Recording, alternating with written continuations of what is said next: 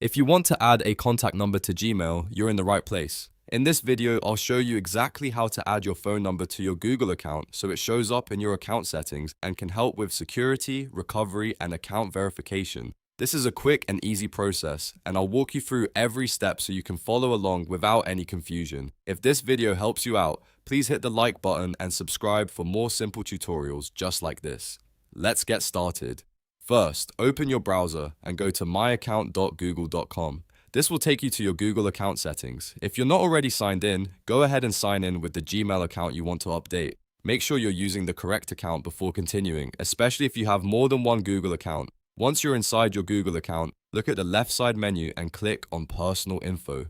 This is where Google stores your basic profile details, including your name, birthday, and contact information. After that, scroll through the page until you find the phone section. Click on phone to open the phone number settings. Now you'll see an option that says Add Now. Click that button to begin adding your contact number. Google may ask you to confirm it's really you before making changes to your account. This is a security step, so enter your password when prompted and continue. After your identity is confirmed, you'll be able to enter your phone number. Type in the number carefully and make sure it's correct, including the country code if needed.